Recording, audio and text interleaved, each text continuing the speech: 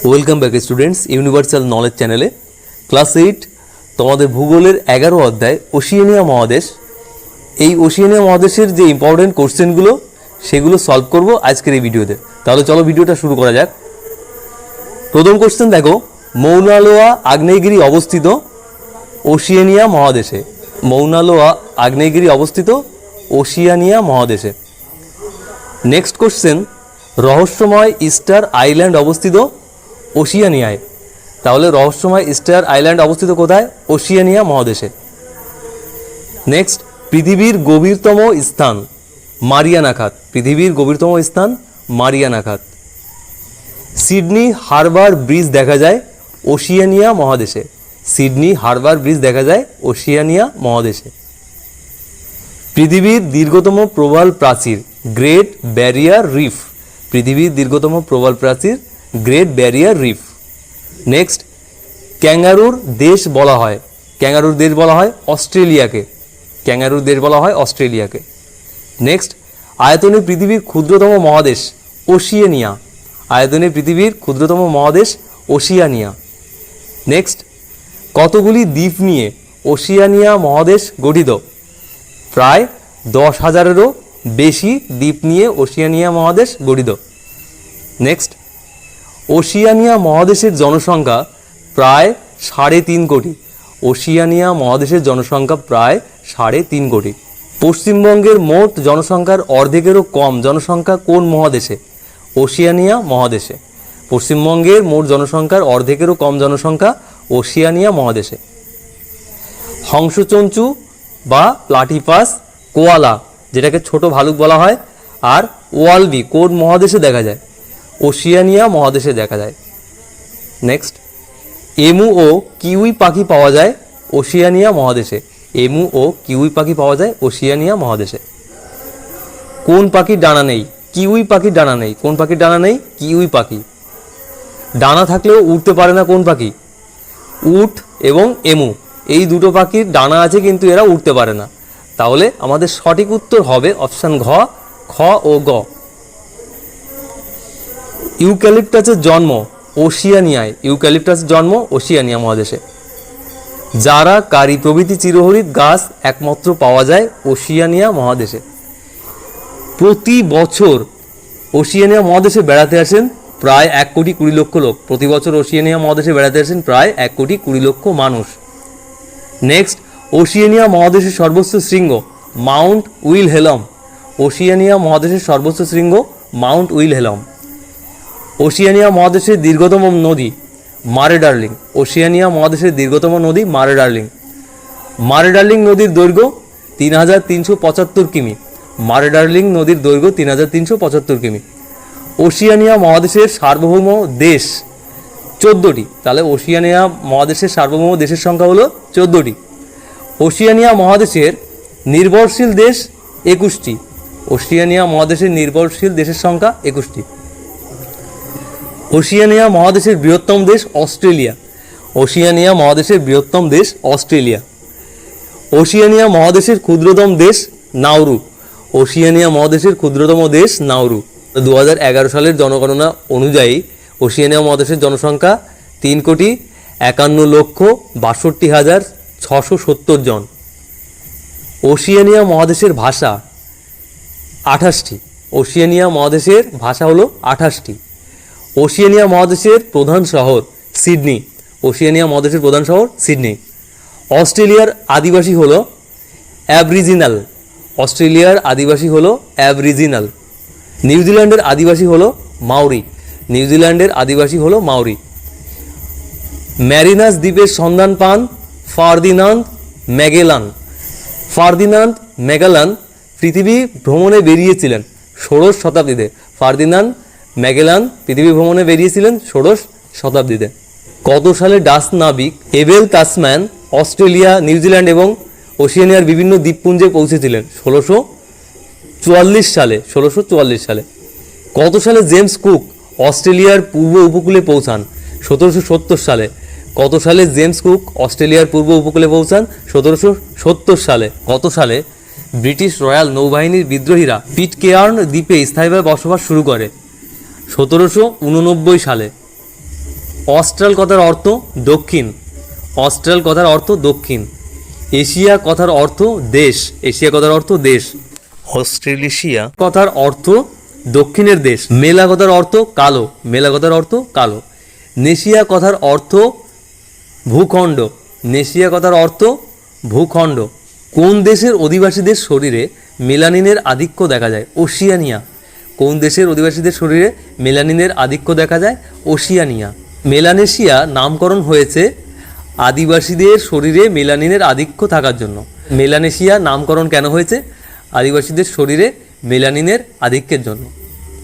Micro শব্দের অর্থ ক্ষুদ্র, মাইক্রো শব্দের অর্থ ক্ষুদ্র।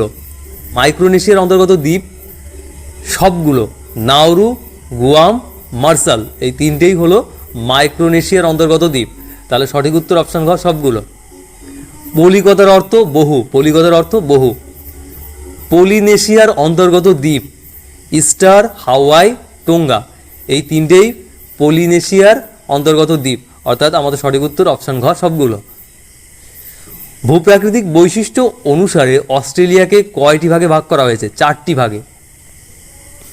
অস্ট্রেলিয়ার একটি প্রাচীন ভঙ্গিল পর্বতশ্রেণী গ্রেট ডিভাইডিং রেঞ্জ, অস্ট্রেলিয়ার একটি প্রাচীন ভঙ্গিল পর্বতশ্রেণী গ্রেট ডিভাইডিং রেঞ্জ।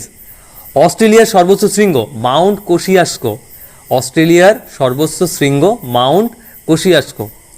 মাউন্ট কোসিয়াস্কোর উচ্চতা 2228 মিটার, মাউন্ট কোসিয়াস্কোর উচ্চতা 2228 মিটার। গ্রেট ডিভাইডিং রেঞ্জ পর্বতশ্রেণী বিভিন্ন স্থানে বিভিন্ন নামে পরিচিত, যেমন Australian Alps, new England range, blue range, darling downs, Liverpool range, এই সবগুলোই কিন্তু গ্রেট ডিভাইডিং রেঞ্জের বিভিন্ন নাম বিভিন্ন জায়গায়। তাহলে আমাদের সঠিক উত্তর হচ্ছে অপশান 4 সবগুলো। অস্ট্রেলিয়ার পশ্চিমের মালভূমির গড় উচ্চতা 200 থেকে 500 মিটার, অস্ট্রেলিয়ার পশ্চিমের মালভূমির গড় উচ্চতা 200 থেকে 500 মিটার। কোনটি অস্ট্রেলিয়ার মরুভূমি? ভিক্টোরিয়া, গিবসন, গ্রেট স্যান্ডি, এই তিনটেই অস্ট্রেলিয়ার মরুভূমি। সঠিক উত্তর অপশন ঘ সবগুলো।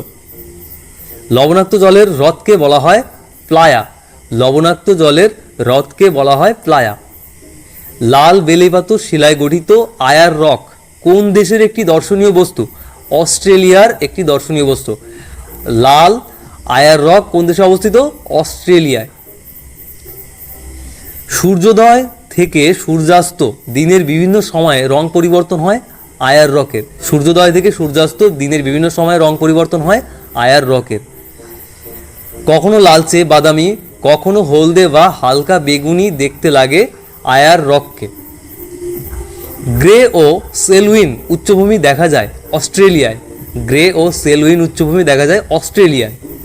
কোন অঞ্চলের শিলাস্তরের আকৃতি গামলার মতো? কার্পেন্টারিয়া নিম্নভূমি অঞ্চলের শিলাস্তরের আকৃতি গামলার মতো। আর্টেজিও কূপ দেখা যায় কার্পেন্টারিয়া নিম্নভূমি অঞ্চলে, আর্টেজিও কূপ দেখা যায় কার্পেন্টারিয়া নিম্নভূমি অঞ্চলে। পৃথিবীর বৃহত্তম প্রবাল প্রাচীর গ্রেট ব্যারিয়ার রিফ, পৃথিবীর বৃহত্তম প্রবাল প্রাচীর গ্রেট ব্যারিয়ার রিফ। অস্ট্রেলিয়ার উত্তর পূর্ব উপকূল থেকে কত কিমি দূরত্বে গ্রেট ব্যারিয়ার রিফ সৃষ্টি হয়েছে? 80 থেকে 205 কিমি দূরত্বে। প্রবাল প্রাচীর উপকূলের সমান্তরালে কত কিমি প্রসারিত হয়েছে? 2000 কিমি। প্রবাল প্রাচীর উপকূলের সমান্তরালে কত কিমি প্রসারিত হয়েছে? 2000 কিমি। নিউজিল্যান্ড গড়ে উঠেছে উত্তর ও দক্ষিণ দ্বীপ নিয়ে, স্টুয়ার্ট ও চ্যাথাম দ্বীপ নিয়ে।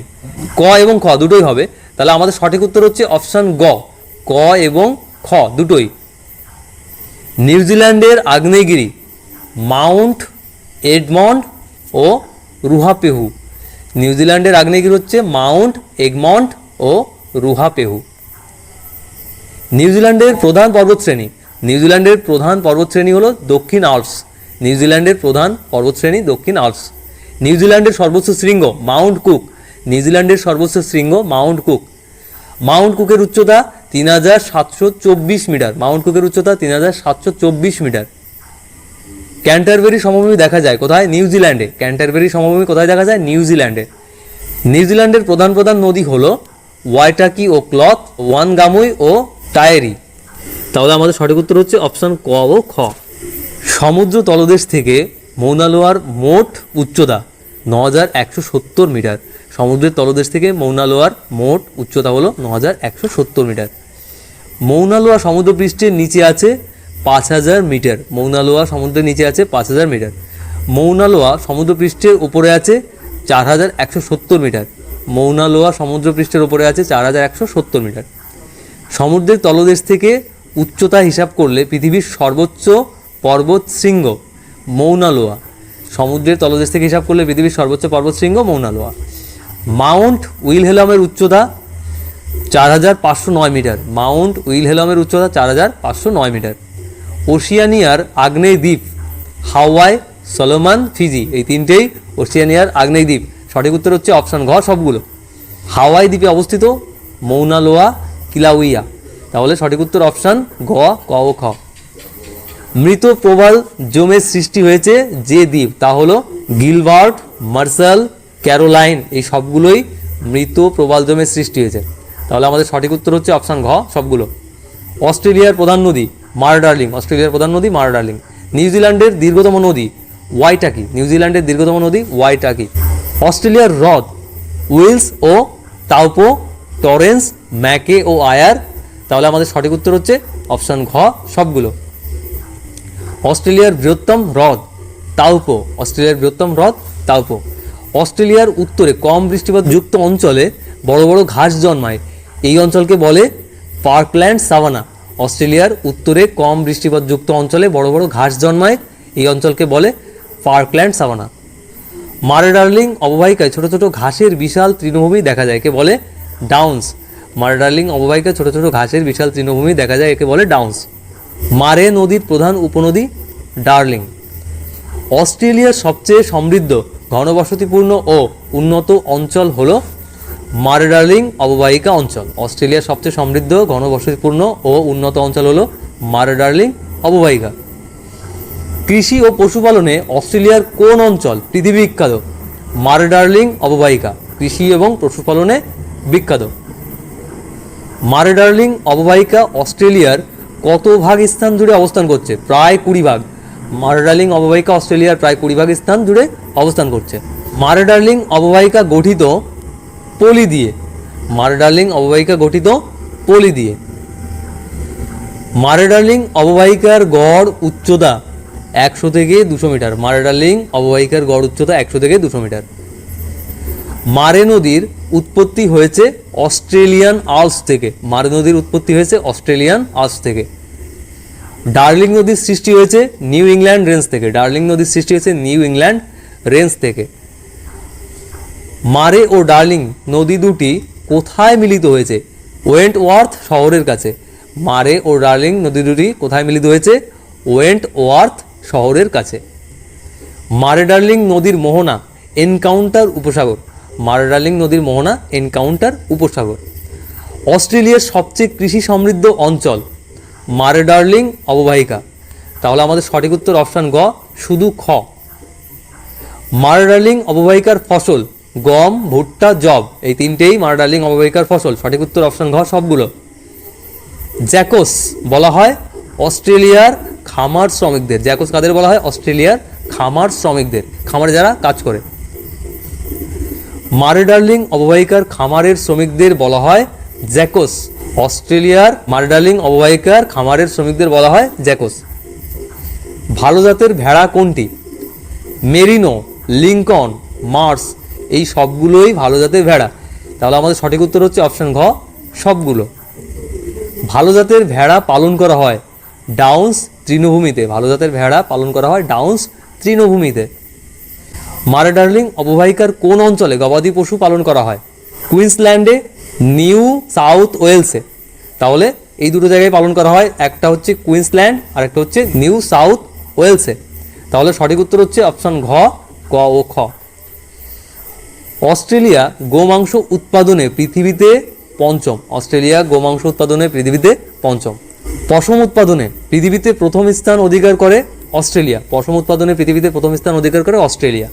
রূপোর শহর বলা হয় ব্রোকেন হিলকে। রূপোর শহর বলা হয় ব্রোকেন হিলকে। মারে ডার্লিং অববাহিকার প্রধান শিল্পকেন্দ্র অ্যাডিলেড, ব্রোকেন হিল, মিলডুরা, সবগুলোই মারে ডার্লিং অববাহিকার প্রধান শিল্পকেন্দ্র। সঠিক উত্তর অপশন ঘ সবগুলো। মারডার্লিং অববাহিকার প্রধান শহর ও বাণিজ্য কেন্দ্র অ্যাডিলেড। মারডার্লিং অববাহিকার প্রধান শহর ও বাণিজ্য কেন্দ্র অ্যাডিলেড। এবেল তাসম্যান কোন দ্বীপ বা দ্বীপপুঞ্জে পৌঁছান? অস্ট্রেলিয়া ও নিউজিল্যান্ড, টোঙ্গা ও ফিজি।